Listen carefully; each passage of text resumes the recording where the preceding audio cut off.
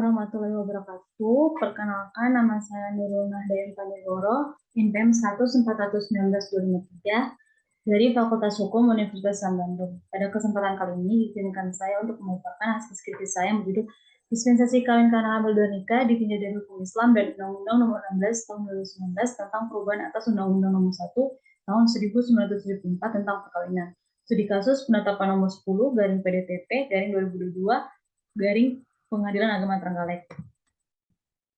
Perkawinan merupakan masalah yang sangat esensial bagi kehidupan manusia karena perkawinan sendiri merupakan sarana untuk membentuk keluarga. Perkawinan tidak hanya mengandung unsur hubungan manusia dengan manusia, tapi juga menyangkut hubungan keperdataan.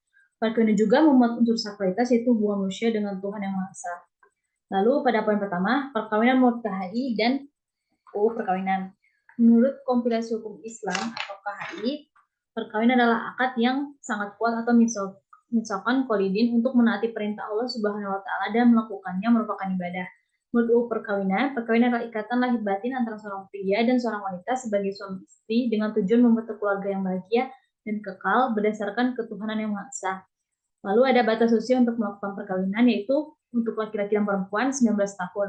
Lalu ada dispensasi kawin, adalah pemberian izin kawin dari pengadilan kepada calon suami istri yang umurnya belum cukup. Lalu sebenarnya dengan adanya perubahan UU sebelumnya, yaitu usia perkawinan minimal untuk perempuan 16 tahun menjadi 19 tahun, diharapkan akan mengurangi angka perkawinan ini. Tetapi pada kenyataannya, saat ini masih banyak yang meminta dispensasi kawin. Salah satu faktor penyebabnya itu karena hamil di luar nikah. Hal tersebut dapat kita lihat dari kasus penetapan nomor 10 garing PDTP garing 2022 garing Pengadilan Agama Trenggalek. Lalu identifikasi masalahnya, nomor 1, bagaimana dispensasi kawin karena hamil luar nikah ditinjau dari hukum Islam dan UU Perkawinan. Lalu nomor 2, bagaimana akibat hukum perkawinan hamil di luar nikah ditinjau dari hukum Islam dan UU Perkawinan dihubungkan dengan penetapan nomor 10 garing PDTP garing 2022 garing Pengadilan Agama Trenggalek. Pembahasan. Dasar hukum perkawinan.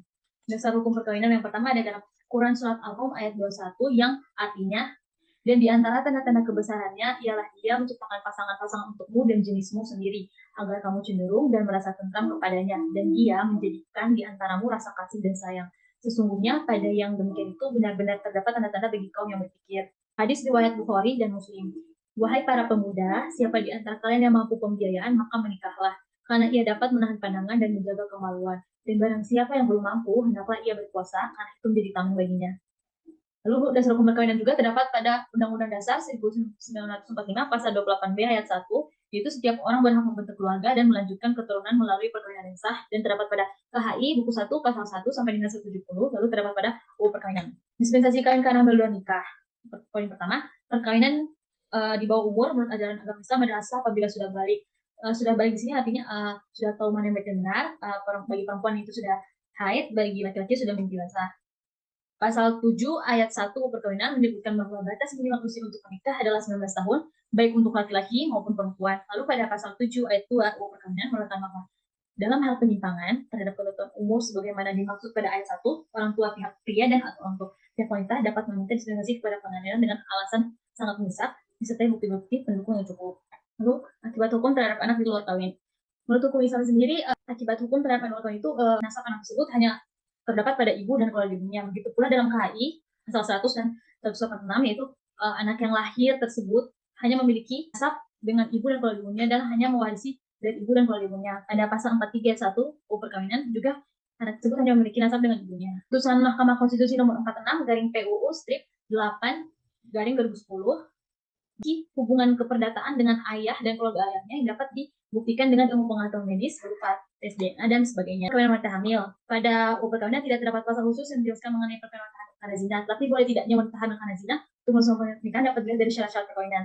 Ulama Abu Hanifah memperbolehkan perkawinan wanita hamil karena zina, tetapi wanita tersebut tidak boleh berhubungan badan dengan suaminya sebelum anak yang dikandungnya lahir. Ulama Malikiyah tidak memperbolehkan wanita hamil karena zina sebelum wanita tersebut benar-benar terbebas dari hamil atau istibrah. Menurut KHI, wanita hamil dibolehkan melangsungkan perkawinan, tapi hanya dapat dinikahkan dengan laki-laki yang memilihnya. Lalu ada penutup, pada hukum Islam, pada dispensasi kawin karena hamil, dalam hukum Islam sendiri tidak ada batas usia melangsungkan perkawinan. Pada perkawinan, menurut umur para termohon belum memenuhi persyaratan perkawinan yang terdapat pada pasal 7, itu belum mencapai 19 tahun, sehingga harus mengajukan permohonan dispensasi kawin ke pengadilan agama.